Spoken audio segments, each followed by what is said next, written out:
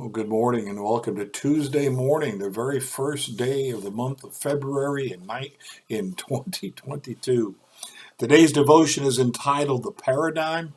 It is based out of Mark chapter 10, verses 46 through 52, and we have some song lyrics to read through this morning. He is poor, he is blind, but he will be a paradigm. One of Jesus' greatest finds there beside the road, calling out, he has the nerve to want what he does not deserve. All the beggars begging for is mercy from the Lord. So come all you beggars, up on your feet, take courage. He's calling to you. Surrender your striving and find the nerve to boldly ask for what you don't deserve. A timeless moment caught in time. The beggar leaves it all behind. Then this perfect paradigm calls Jesus by name, falling down upon his knees with one request. He wants to see. He could see immediately when Jesus said go. He doesn't seem like much sitting there beside the road to Jerusalem with his coat stretched in front of him to catch the coins he's begging for. He is blind. Because of his blindness, he is poor. In Jesus' day, he would have been blamed for his blindness. Remember the disciples' earlier question, who sinned, this man or his parents, that he was born blind, in John 9:2.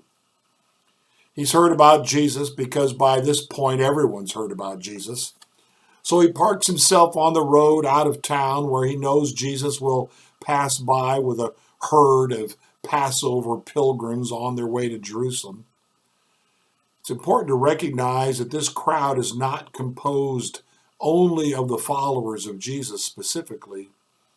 Mark says Jesus and the 12 are together with the crowd, which is about to start the steep climb from approximately 1,000 feet below sea level to 2,500 feet above sea level to Jerusalem. As with the children before, the disciples believe the blind man is not worthy of Jesus' time or attention. Their master is too important, as they are coming to believe that they are too important. If you're listening to Mark closely, you know Jesus has been looking for followers who are willing to believe without seeing, who will trust him, take his word, and accept who he is without proof. I believe Bartimaeus is the disciple Jesus has been looking for 3 long years now, and he finally finds him, poignantly enough, just a few days before the cross. There must be a point to Jesus' question, because it is painfully obvious to everyone what Bartimaeus needs. Still, Jesus asks, what do you want me to do for you? Mark 10:51. Perhaps he asks because he wants to hear those words from anyone. I want to see. Perhaps he wants the crowd to hear them, or the 12. Maybe he knows Bartimaeus needs to say them. Maybe it was for all of these reasons, but say them he does, and they hang in the air and echo down the centuries to our ears. I want to see.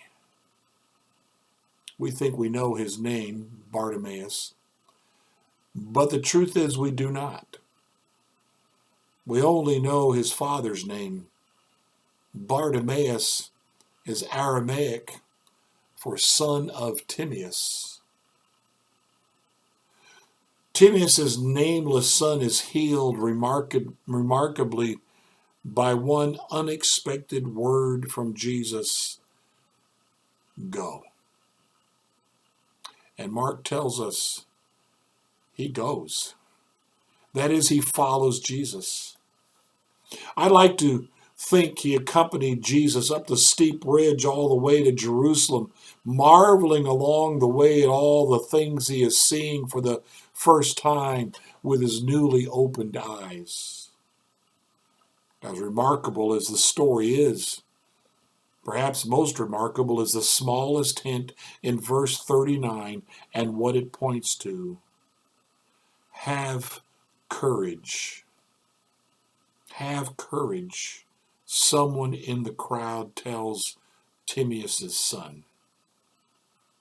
Those words point to an ancient message that was spoken directly to Bartimaeus or Bartimaeus by Isaiah the prophet almost 1,000 years earlier. Be strong, or have courage. Here is your God. He will save you.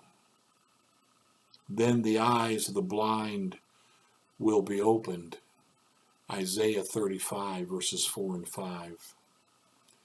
To Mark's first readers, this word would have been a special encouragement. They too had begun to see the world with new eyes. The lyric notes, surrender your striving and find the nerve to boldly ask for what you do not deserve. This lyric sums up what was significant about Bartimaeus, or I've heard it pronounced both ways, Bartimaeus. This lyric sums up what was significant about Bartimaeus' persistent request. He had the nerve to ask for what he did not deserve. His boldness attracted Jesus' attention. In this, he becomes a paradigm for us all, a lesson to be learned, a new way to look at things. He asked for what he did not deserve. Do you know that in reality that's true of everything we ask for from the Lord? Not just our salvation, but anything we ask from him. We don't deserve it, but he gives it.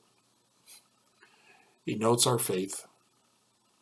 Just as this blind man was willing to say, I want to see.